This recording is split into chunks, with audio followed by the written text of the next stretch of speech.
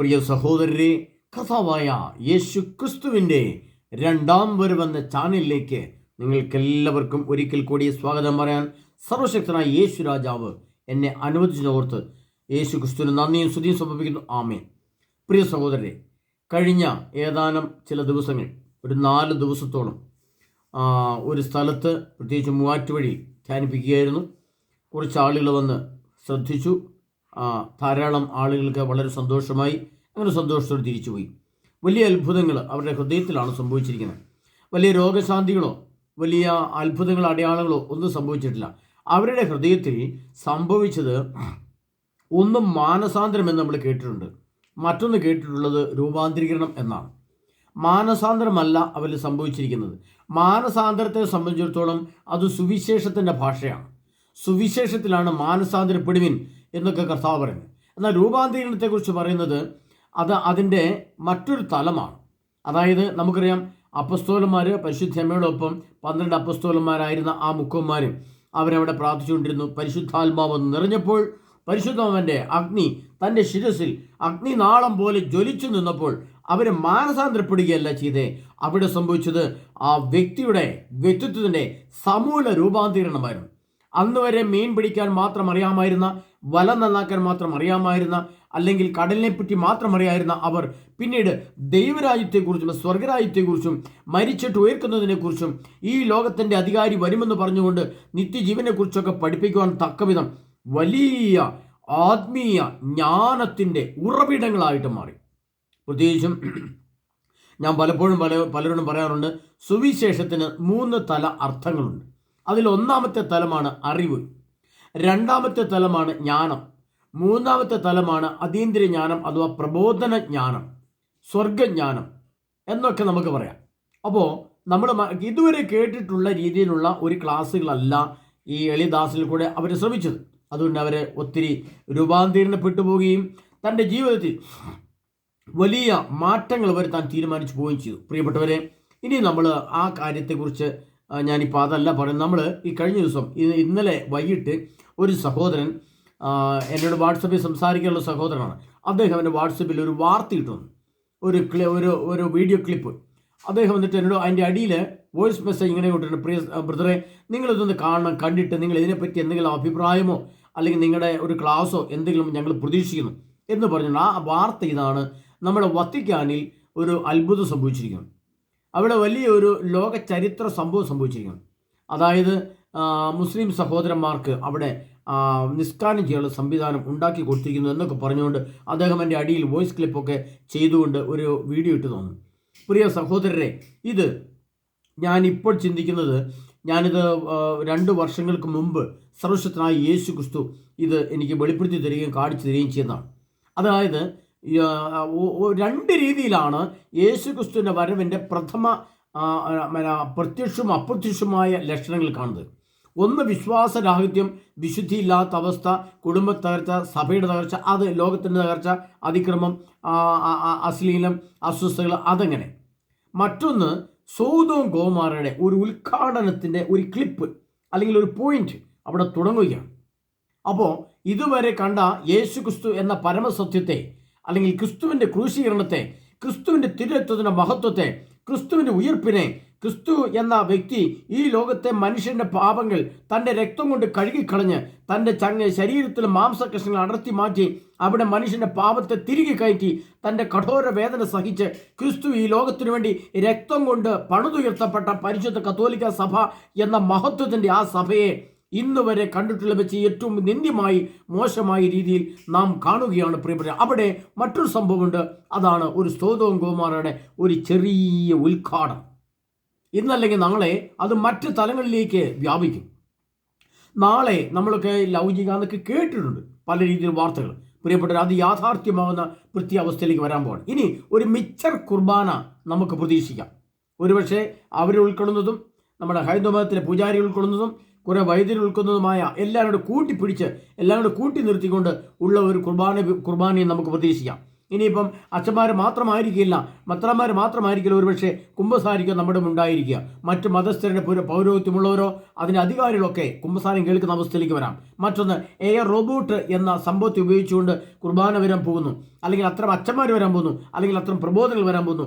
ലോകം അതിൻ്റെ അന്ത്യത്തിലേക്ക് അടുക്കുന്നതിൻ്റെ പ്രഥമമായ ഉദ്ഘാടന ലക്ഷണങ്ങളാണ് നാം കാണുന്നത്. ഇവിടെ ജ്ഞാനമുള്ളവർ ഗ്രഹിക്കട്ടെ. ദാനിയേൽ പ്രവാചകന്റെ പുസ്തകത്തിൽ അവിടുന്ന് പറയുന്നുണ്ട്, ജ്ഞാനികൾ ഗ്രഹിക്കും.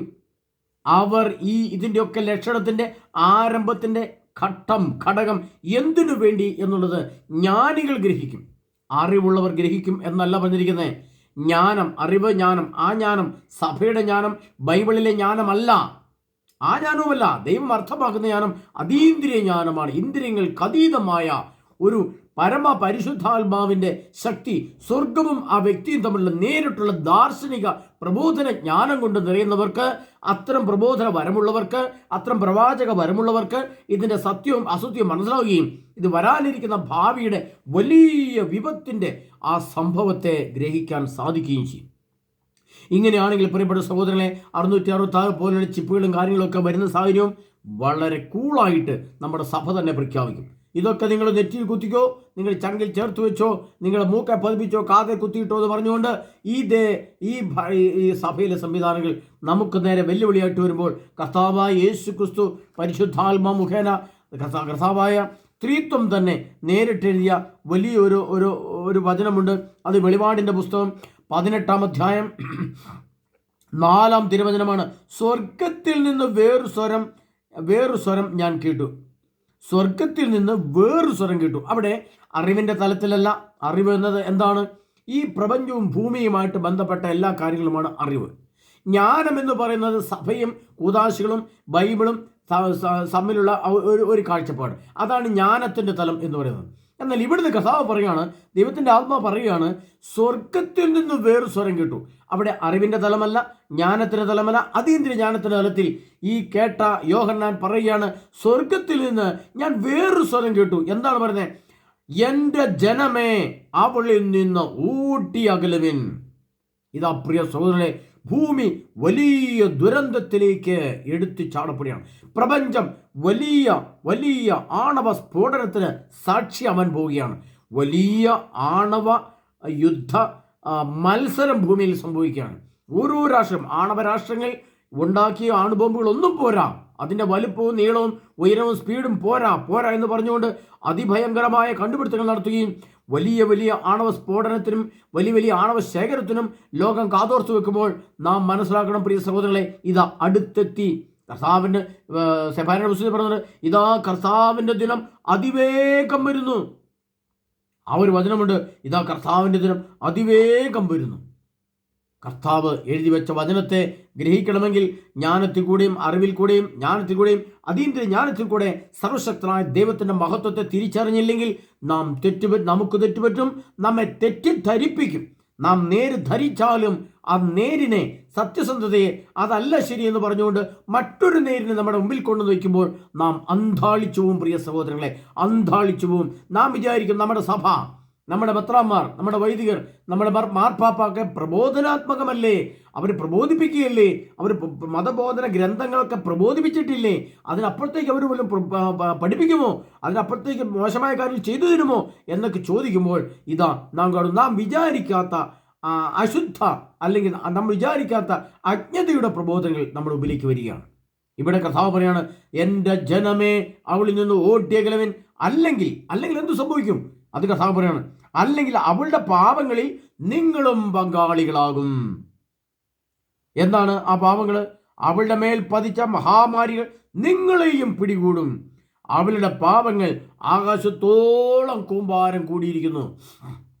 ഇന്റർനെറ്റ് വഴിയായും ടെലിവിഷനൊക്കെ നമ്മൾ കാണുന്നതായും ഇങ്ങനെ റിമോട്ട് കൺട്രോളിൽ ഞെക്കുന്നതും മൊബൈൽ ഫോണിൽ തട്ടിമാറ്റുന്നതുമെല്ലാം ആകാശത്തിൽ കൂമ്പാരം കൂടി വെച്ചിട്ടുണ്ടെന്നും അത് പാപങ്ങളാണെന്നും അത് നാം കാണുമ്പോൾ അതിൻ്റെ പ്രവൃത്തി രൂപമായ തിന്മയാണ് കാണുന്നതെന്നും ബുദ്ധിയുള്ളവർക്ക് ഗ്രഹിക്കാൻ ബുദ്ധിമുട്ടുള്ളവർ പ്രിയ സഹോദരരെ, നിങ്ങൾ ഇനിയെങ്കിലും ഗ്രഹിക്കാൻ ശ്രമിച്ചോ. ഊട്ടിയാകുന്നു. നാം വിശ്വസിക്കുന്ന നമ്മുടെ കത്തോലിക്ക സഭ നമ്മെ ചതിക്കുമെന്ന് ഞാൻ പണ്ടേ പറഞ്ഞിട്ടുണ്ട്. അതിൻ്റെ ചതി ഇവിടെ ആരംഭിച്ചു. നാം വിശ്വസിക്കുന്ന, നാം ദൈവം കഴിഞ്ഞാൽ രണ്ടാം സ്ഥാനം നമ്മുടെ അച്ഛന്മാർക്ക് കൊടുത്തിരുന്നു, മെത്രാന്മാർക്ക് കൊടുത്തിരുന്നു, മെത്രാന്മാർക്ക്, മാർപ്പാപ്പയ്ക്കൊക്കെ എത്ര സ്നേഹ ബഹുമാനങ്ങളോടെയാണ് നമ്മൾ അന്നും ഇന്നും അവരെ കാണുന്നതും ബഹുമാനിക്കുന്നതും. എന്നാൽ നാം ബഹുമാനിക്കുന്ന അവർ തന്നെ നമ്മെ ചതിക്കുന്ന കാലം വിദൂരമല്ല, അത് ആരംഭിച്ചു കഴിഞ്ഞു, അതിൻ്റെ ഉദ്ഘാടനം കഴിഞ്ഞു.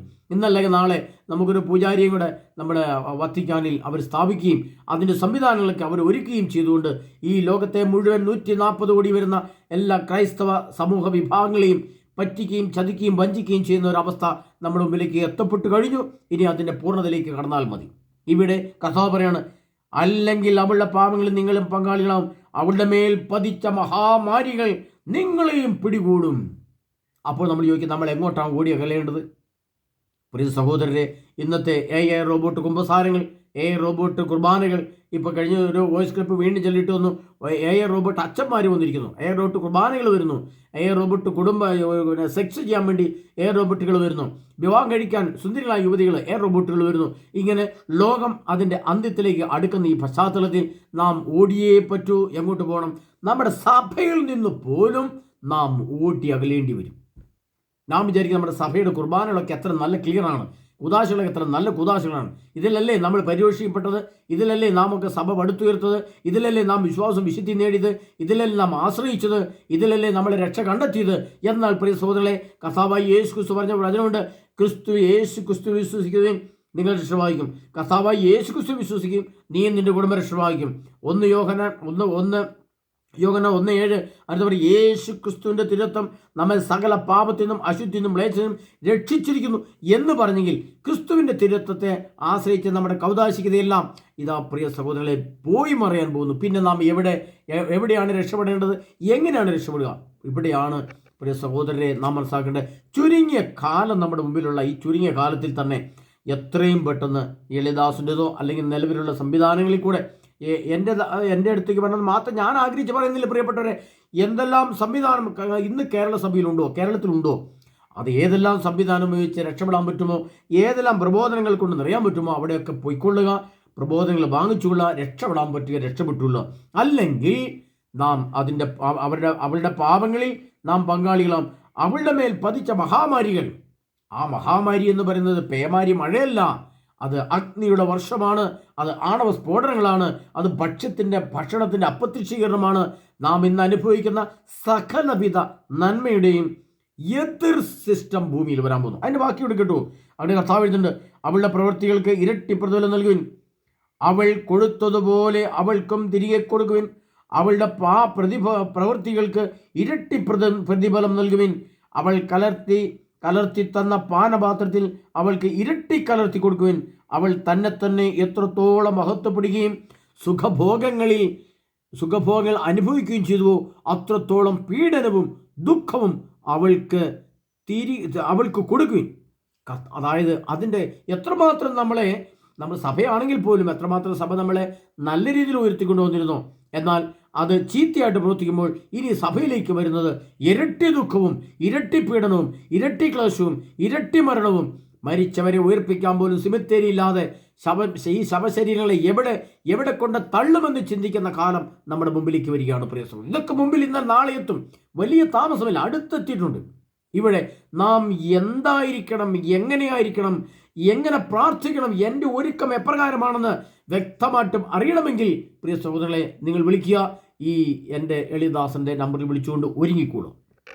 അല്ലെങ്കിൽ നാം നല്ലത് നന്മ എന്ന് വിശ്വസിക്കുന്ന മുഴുവൻ തിന്മയും ചീത്തയുമായിട്ട് നമ്മുടെ മുമ്പിൽ കാണുമ്പോൾ ഏത് സ്വീകരിക്കണം ഏത് തള്ളണമെന്നറിയാതെ നാം വളരെ വെപ്രാളപ്പെടുന്ന അവസ്ഥയിലേക്ക് വരും. അതിൻ്റെ ലക്ഷണങ്ങളെല്ലാം പൂർത്തിയായിക്കൊണ്ടിരിക്കുന്നു, അടുത്തെത്തിക്കഴിഞ്ഞു. അതിനാൽ പ്രിയ സഹോദരങ്ങളെ വളരെ വേദനയോടെ, വളരെ ദുഃഖത്തോടെ, വളരെ വിഷമത്തോടെ പറയുകയാണ്, നാം വിശ്വസിച്ച, നാം സ്നേഹിച്ച, നാം ആരാധിച്ച, നാം അംഗീകരിച്ച, നാം കൈക്കൊണ്ട നമ്മുടെ കൂദാശകളും നമ്മുടെ പൗരോഹിത്യവും നമ്മുടെ സഭയും അതിൻ്റെ ചട്ടക്കൂടുകളുമെല്ലാം ഈ രീതിയിൽ സമൂഹത്തെ വഞ്ചിക്കുകയും ചതിക്കുകയും ചെയ്യുമ്പോൾ നാം ഈ ക്രിസ്തുവിൽ ആഴപ്പെട്ടിരുന്നില്ല, ക്രിസ്തുവിൽ അടിയുറച്ചില്ല എന്നുള്ളൊരു തെളിവാണ് ഈ കാണുന്നത്. യേശു ക്രിസ്തുവിൽ അടിയുറച്ചവർക്ക് സഭയുണ്ടായാലും ഇല്ലെങ്കിലും വിഷയമല്ല, ഈ വിശുദ്ധ ഗ്രന്ഥം മതി. ഇനി വിശുദ്ധ ഗ്രന്ഥം നഷ്ടപ്പെട്ടാൽ ഈ ക്രിസ്തുവിൻ്റെ വിശ്വാസം, ക്രിസ്തുവിൻ്റെ 10 വചനം പഠിച്ചു വെച്ചാൽ മതി. എൻ്റെ ഈശോയെ എന്ന് ഹൃദയപൂർവ്വം വിളിക്കുന്ന ഏതൊരു വ്യക്തിയിലേക്കും കർത്താവ് പറയാണ്, യോഹന്നാന്റെ സുവിശേഷത്തിൽ കർത്താവ് പറയുന്നുണ്ട്, എന്നിൽ വിശ്വസിക്കുന്നവന് നിത്യജീവനുണ്ട്, എന്നെയും എൻ്റെ പിതാവിനെയും അറിയുക എന്നതാണ് നിത്യജീവൻ. എൻ്റെ ശരീരം ഭക്ഷിക്കുകയും പാനം ചെയ്യുന്ന നിത്യവനുണ്ട്. നമ്മുടെ യേശു ക്രിസ്തുവിന്റെ തിരിച്ചുവരും തിരുത്തവും നമ്മുടെ മുമ്പിൽ നിന്ന് നഷ്ടപ്പെട്ടു പോയാലും, വിശുദ്ധ കുർബാനകൾ ഇല്ലാതെ വന്നാലും, കത്തോലിക്ക സഭ ഇല്ലാതെ വന്നാലും, ഈ സംവിധാനങ്ങൾ നശിപ്പിക്കപ്പെട്ടാലും, ഈ സംവിധാനങ്ങൾ നമ്മെ തള്ളിപ്പറഞ്ഞാലും, കർത്താവായ യേശു ക്രിസ്തുവാണ് എന്നിൽ വിശ്വസിക്കുന്നവന് നിത്യജീവനുണ്ട്. എന്താണ് വിശ്വാസം? വിശ്വാസം, വിശുദ്ധി, രൂപാന്തരീകരണം, ഫലം. കേവലം ഒരു വിശ്വാസമല്ല, അതിനപ്പുറത്തേക്കുള്ള വിശ്വാസത്തിന്റെ തലങ്ങളിലേക്ക് നാം എത്തപ്പെട്ടില്ല എങ്കിൽ നാം നശിക്കുക തന്നെ ചെയ്യും. അതിലെ പ്രിയ സഹോദരങ്ങളെ, നിങ്ങൾ ശ്രദ്ധിക്കുക. ഇനിയും കുറച്ച് സമയം നമ്മുടെ മുമ്പിലുള്ളൂ. ഈ മാസം അവസാന ദിവസത്തോടുകൂടി, ഈ മാസത്തിൻ്റെ അവസാനം, ഈ മാസം അവസാനമല്ല, നവംബർ മാസം മധ്യത്തോടുകൂടി ഞാൻ വീണ്ടും ധ്യാനം ചെയ്യുന്നുണ്ട്. എൻ്റെ ഡേറ്റുകളും സ്ഥലങ്ങളും ഞാൻ നിങ്ങളെ അറിയിക്കും. അപ്പോൾ താല്പര്യമുള്ളവർക്ക് വിളിക്കാം. എത്രയും പെട്ടെന്ന് വരാം. വന്ന് എത്രയും പെട്ടെന്ന് ഒരുങ്ങിക്കൊള്ളുക പ്രിയപ്പെട്ടവരെ. നാളെ നമ്മുടെ മുമ്പിലേക്ക് വന്നു വീഴുന്നത് ആണവ സ്ഫോടനങ്ങളാകാം, യുദ്ധങ്ങളാകാം. ഒരു നിൽക്കുന്നിടത്തുനിന്ന് അനങ്ങുവാനോ ചലിക്കുവാനോ പറ്റാത്ത വിധം വലിയ പ്രതിസന്ധികളുടെ മധ്യത്തിലേക്ക് ലോകം എടുത്തു ചാടും. അത് അടുത്തെത്തിക്കഴിഞ്ഞു എന്ന് മനസ്സിലാക്കാൻ ജ്ഞാനമുള്ളവർ ഗ്രഹിക്കട്ടെ എന്ന് കർത്താവ് പറഞ്ഞിരിക്കുന്നു. അതുകൊണ്ട് പ്രിയ സഹോദരങ്ങളെ, നമുക്ക് പ്രാർത്ഥനയിൽ ഒരുങ്ങാം. അതിശക്തമായി പ്രാർത്ഥിക്കാം. എങ്ങനെയാണ് ഒരുങ്ങേണ്ടത്? എങ്ങനെയാണ് പ്രാർത്ഥിക്കേണ്ടത്? എങ്ങനെയാണ് കുമ്പസാരിക്കേണ്ടത്? എന്താണ് കുമ്പസാരിക്കേണ്ടത്? എന്താണ് പാപം? എന്താണ് തിന്മ? പാപത്തിൻ്റെ ദുഷ്ടാരൂപി എന്ത്? തിന്മയുടെ ദുഷ്ടാരൂപി എന്ത്? പാപത്തിലെ ദുഷ്ടാരൂപിയെ എങ്ങനെ ബഹിഷ്കരിക്കണം? തിന്മയുടെ ദുഷ്ടാരൂപിയെ എങ്ങനെ ബഹിഷ്കരിക്കണം? പാപത്തിലൂടെ പോയി കഴിഞ്ഞാൽ എന്ത് ലഭിക്കും? മരണം ലഭിക്കും. തിന്മയിലൂടെ പോയി കഴിഞ്ഞാൽ പാതാളം ലഭിക്കും. ഇതിൻ്റെ വ്യത്യാസം എന്ത്? ഒരു മനുഷ്യന് മരണം എത്രയുണ്ട്? മരണമുണ്ട്. അപ്പോൾ നമ്മൾ അവശേഷിക്കുന്ന കർത്താവിനെതിരാക്കാനും വാനമകൾ സംഭവിക്കപ്പെടും. ഇപ്പോൾ മുതൽ കർത്താവിൽ മതിയാണ് അനുഗ്രഹീതരാണ്. യേശുവിൽ നിദ്രവായിച്ച ദൈവം അവനോടുകൂടി ഉയർപ്പിക്കും. ക്രിസ്തുവിൽ മരണമടഞ്ഞവർ ആദ്യമെഴുന്നേൽക്കും. എസ്തബാനോസിന് മരണനിദ്ര കിട്ടി. ഇതൊക്കെ എന്താണെന്ന് നിങ്ങൾക്കറിയാമോ? അറിയാമെങ്കിൽ ഒരുങ്ങിക്കൊള്ളുക. അറിയത്തില്ലെങ്കിൽ പ്രിയ സഹോദരരെ, ഈ നമ്പറിൽ വിളിക്കുക. 97 78 17 22 83 എന്നെ നമ്പറിൽ വിളിക്കുക. അതിനുശേഷം ഈ മാസം ഒരു 20-ാം തീയതിയോടുകൂടി, മൂന്നാമത്തെ ഞായറാഴ്ചയോടുകൂടി നിങ്ങൾക്ക് എൻ്റെ ധ്യാനം കിട്ടുന്നതാണ്. അതിന് താല്പര്യമുള്ളവർക്ക് എത്രയും പെട്ടെന്ന് ബുക്ക് ചെയ്ത് ഉറപ്പുവരുത്തുക പ്രിയ സഹോദരങ്ങളെ. അങ്ങനെ എത്രയും പെട്ടെന്ന് വരിക, പ്രാർത്ഥിക്കുക, ധ്യാനിക്കുക. ജ്ഞാനം കൊണ്ട് നിറയുക. ജ്ഞാനമല്ല, അതീന്ദ്രിയ ജ്ഞാനം കൊണ്ട് നിറയുക. അതീന്ദ്രിയ ജ്ഞാനത്തിലെ പ്രബോധന ജ്ഞാനത്തിൻ്റെ വരങ്ങളും ഫലങ്ങളും നിറയുവാൻ, പരിശുദ്ധാത്മാവിൻ്റെ അനന്തശക്തിയിലേക്ക് എടുത്തു മാറ്റപ്പെടുവാൻ താല്പര്യമുള്ളവർ, പ്രിയപ്പെട്ടവർ വരിക, അവർ ശ്രമിക്കുക. അത് മാത്രമേ എനിക്ക് പറയാനുള്ളൂ. കാരണം ഈ സംവിധാനങ്ങൾ എല്ലാം ഉടൻ തന്നെ നിന്നു പോകുമെന്ന് മനസ്സിലാക്കിക്കൊണ്ട് നമ്മുടെ ചലനങ്ങൾ ആ രീതിയിലായിരിക്കട്ടെ. അതിനാൽ കർത്താവായ യേശു ക്രിസ്തു നമ്മെ ഓരോരുത്തരും സമൃദ്ധമായി അനുഗ്രഹിക്കുമാറാകട്ടെ. യേശു ക്രിസ്തുവിൻ്റെ തിരിച്ചും നമുക്കായിട്ട് ഒരുക്കി തന്ന ഈ പശ്ചാത്തലങ്ങൾ മാറ്റപ്പെട്ടാലും പ്രിയപ്പെട്ടവരെ, നമുക്കെല്ലാ സംവിധാനങ്ങൾ പകരം സ്ഥാപിക്കാൻ കർത്താവിൻ്റെ വചനങ്ങൾ ഇതിനകത്തുണ്ട്. അതിനെ പ്രിയ സുഹൃത്തുക്കളെ, യേശു ക്രിസ്തു നമ്മെ സമൃദ്ധമായി അനുഗ്രഹിക്കുമാറാകട്ടെ. ആമേൻ.